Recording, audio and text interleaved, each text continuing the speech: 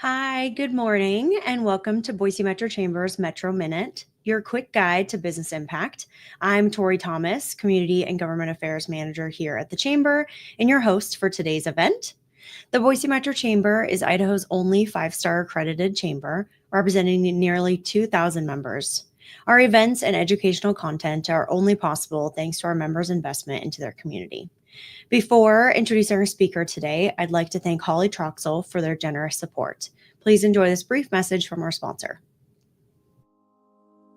I'm Tom Mortel, co-managing partner of Hawley Troxell. Our firm is proud to be the sponsor of the Boise Metro Chamber's Metro Minute.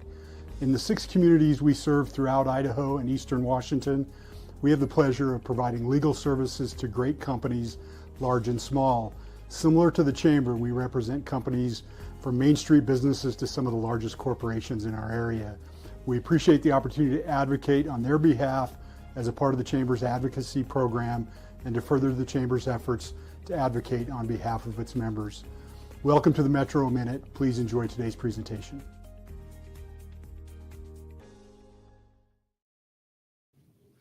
Well, I'm sure that most of you know that we recently had a legislative session. So today we are joined by Representative James Petzke to offer us a legislative recap of the session. James Petzke is a lifelong Idahoan, conservative, and entrepreneur who has started and grown several successful businesses, including Upland Optics, creating local jobs and contributing to Idaho's economy. He holds degrees from Boise State University and a master's in finance from Harvard Extension. After selling several businesses, James felt called to give back through public service and decided to run for office in 2022. He currently represents District 21 in Meridian in the Idaho House. So thanks so much for being here, Representative. We appreciate you and your service to the state. Yeah, thanks, Tori. Appreciate you having me on. Well, I read in your original bio before I cut it up and summarized it that you moved here when you were 2, and I also moved here when I was 2. So Awesome. Yeah, I definitely claim native with that. Absolutely. I don't remember a time before I lived in Idaho. Yeah, totally. Yeah. All right. Well, speaking of the legislative session, obviously it just happened. So from your perspective, what do you feel like was the general theme from this past session? I'd say the biggest thing that if we were, obviously we do a lot of different things every session, of course. But the biggest theme from this session probably has to be tax relief. I mean, looking at about $400 million in total tax relief, new tax relief that's going out to, Idaho citizens this year. That doesn't include the $50 million school choice tax credit, which is also technically a tax cut as well. So yeah, I mean, hundreds of millions of dollars in new tax relief, and it actually may even be higher than that $400 million number, depending on how revenues come in and some of the, how the fiscal year shakes out. So tax relief was definitely I would say the big story of the year. Yeah, that's awesome. The Chamber is big supporter of income and property tax relief, and so we're grateful that is usually a theme that we get to see. Yeah. And quite a lot of money coming back to Idahoans, which will be really nice. Right, and we did both of those things. We did income tax. We dropped our flat rate down yet again for both individual and corporate taxes. We did property tax relief. We sent more money out through the same mechanisms that we've been doing it the last couple of years. So you'll see that on your property tax bills at the end of the year. And then we also did an expansion of the grocery tax credit. We raised that amount as well to try to offset some of the inflation that we've seen in grocery prices. So we tried to hit all the bases, right? Do all the different taxes. Yeah. Heck yeah. That's awesome. So then we saw a lot of key decisions on how state funds are allocated. And when you're sitting on JFAC, what do you think is the most significant budget wins or challenges that Idahoans should know about? Yeah, we had an interesting session this year from a budgetary perspective, and it ties back to that tax relief that I was just talking about. So when the governor presented his recommended budget, which the way the process works for those who aren't familiar, the governor submits a recommended budget, and basically it's just here's what I think the agencies need, type of thing. It doesn't have the effect of law, and then we as legislators, we control the purse. We go in and we set the law that, specifies exactly how much each agency can spend and what we're going to do with every dollar, of tax money coming in. The governor had initially set aside in his recommended budget $100 million in tax relief. And so we obviously ended up quite a bit higher than that. And so the way that we did that, there was a few things. The governor, for one thing, he prioritized putting more money into rainy day funds. There was actually, it was over $100 million that went into rainy day funds in his recommended budget. That was something that we, wrestled with, and we ended up deciding to do more tax relief instead. The reason for that, for one thing, our rainy day funds are already at their statutory caps. So if we were going to add more money to them, we would have to, amend code to allow them to go higher. We're kind of the opposite of the federal government, right? The federal government, when they cut taxes, they're doing it through debt financing. We actually have money in the bank already. We don't have the kind of debt that the federal government has. So thankfully, our budget's a lot more conservative and constrained than theirs is. No deficits here in the state, which is a good thing. We have to pass a balanced budget every single year.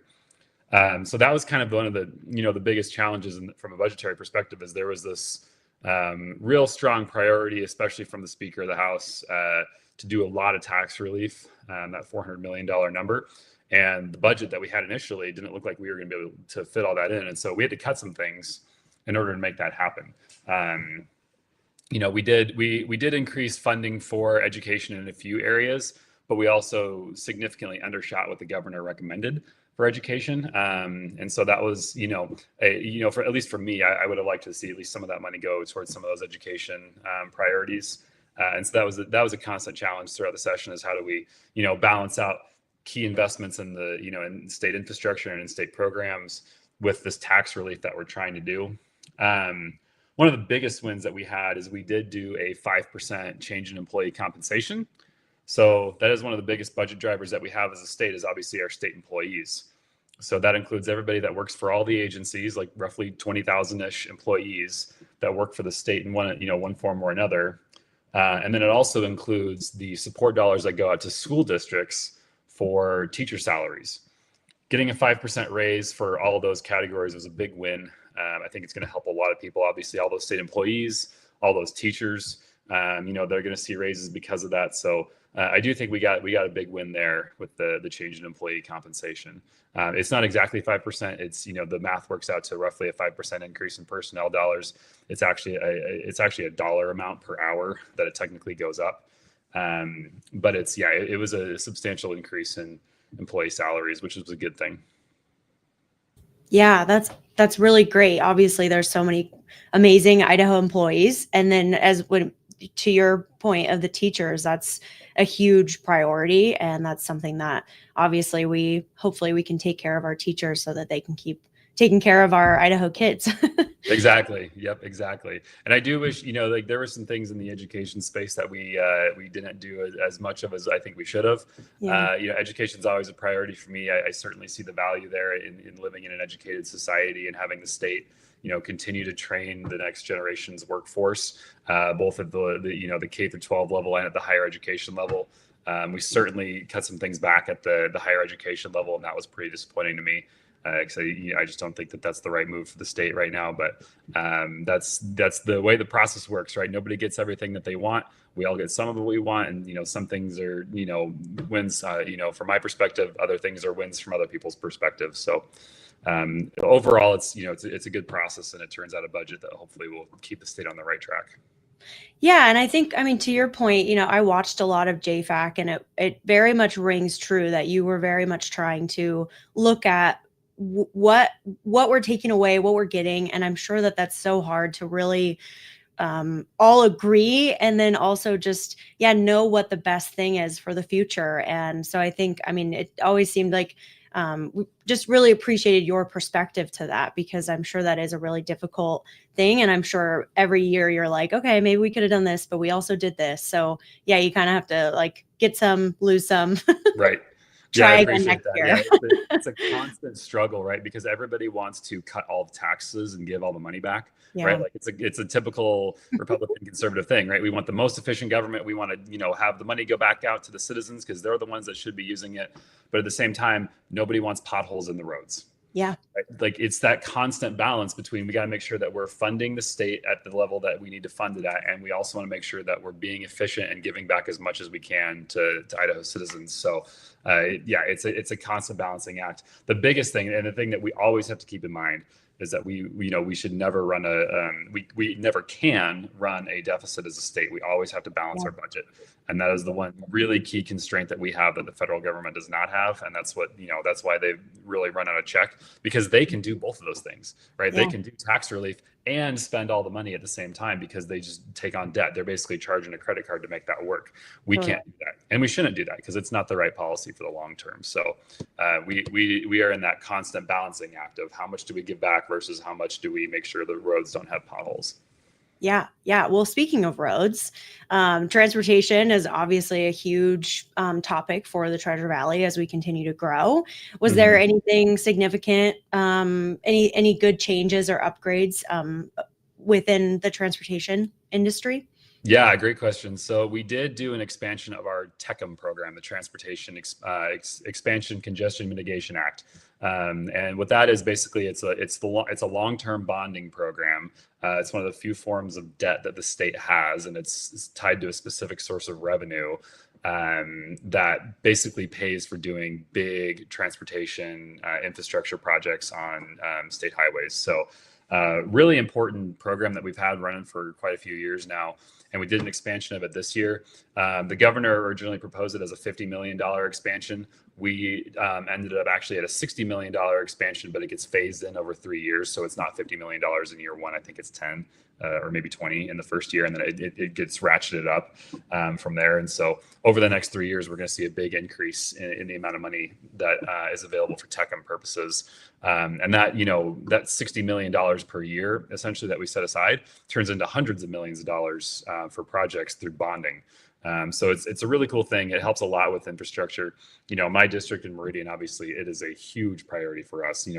Because this area has grown so much, the traffic here, it just gets worse and worse all the time. And so anything that we can do to try to alleviate some of that is obviously, a huge priority for all of us. And it's even more so true the further west you go, as you get into Caldwell, Cuna, those types of areas, Star, Middleton, those areas are growing even faster than we are now. And so they're, it's a big priority for the state to make sure that we stay on top of our transportation infrastructure.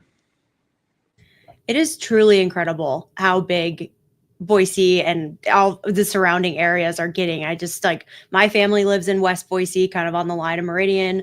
My fiance's mom lives kind of out towards Star, Emmett area. And so just going all over, it's oh my gosh, how are it's just all these fields that used to just be blank spaces are now opportunities for Idahoans. And so I think there's obviously, it's bittersweet, I think, for people that have been there for a really long time, but it's also really exciting to see all the changes and exciting to see opportunities and ways to keep the kids and the next workforce in Idaho. And so, yeah, it's really an exciting time. And yeah, it's transportation is obviously a big component to that, and the patience of everyone. Right. Yeah, I'd say 95% of my district was built in the last 20 years.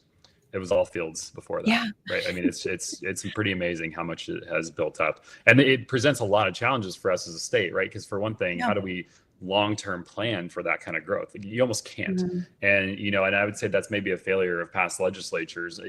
Not that they really could have known, but it's unfortunate that there wasn't more of an effort set aside to do some sort of belt loop around the Treasure Valley, or some sort of really dedicated highway system to try to get people around the Treasure Valley faster and easier, rather than going through stoplights at every intersection. A lot of other big cities, they've done a good job of doing, belt loops of some kind, or more, more corridors that are uninterrupted to move people faster. Yeah. And we didn't do that. And now we can't do it, right? If we were to try to eminent domain right through the heart of Boise and Meridian, it wouldn't be possible. It's not financially feasible. So there's maybe some hope that we can do something to the south still. Because that area is obviously, south of the interstate, because that area isn't fully grown yet, but we need to be cognizant of that for the future, and hopefully ITD is planning for those things. I know they are. I know they're working on it, but it's tough because it's such a massive amount of money to build things like that. Massive amount of money, and you're right. It's how do you know exactly what the right move is and when to do it and what, what will be complimentary towards all the people that are here now and all the people that I'm sure will continue to come here, because how would you know that?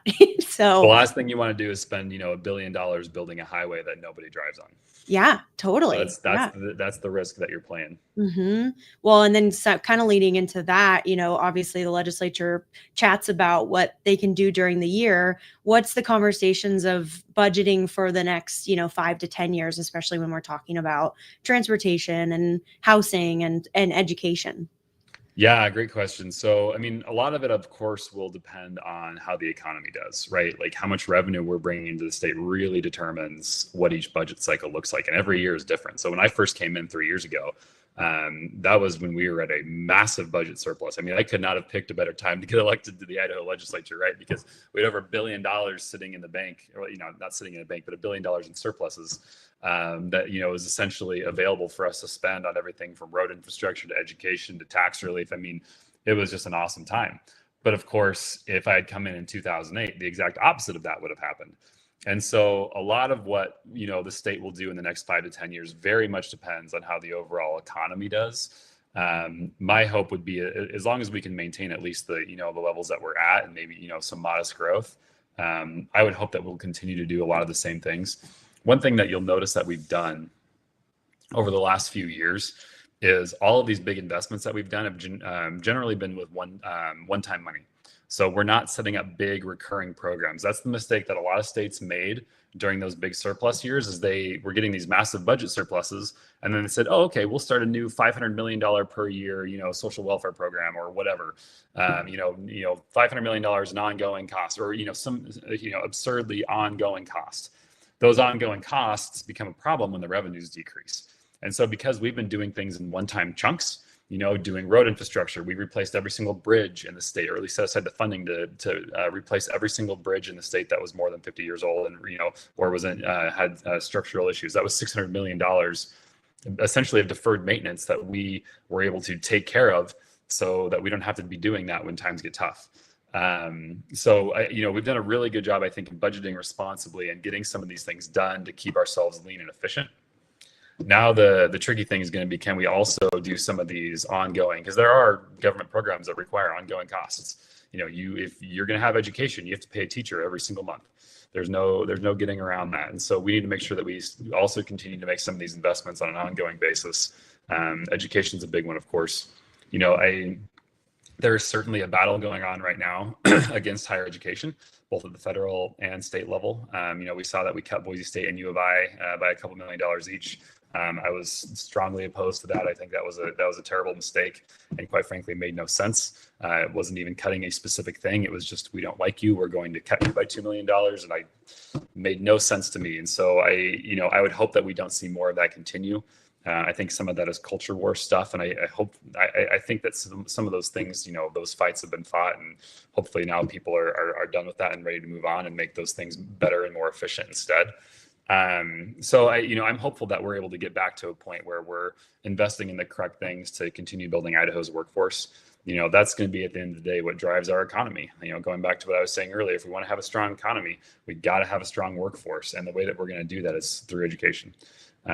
So I think that's hopefully, that's certainly going to be a priority for me, as long as I'm in the legislature, to continue to prioritize education. And then we're going to have to continue to do more infrastructure. There's always more needs on the infrastructure side. The transportation thing's a big one. Like we've taken huge steps in the right direction on transportation in the last 10 years as a state, but there's going to continue to be needs there as long as we're growing as fast as we are.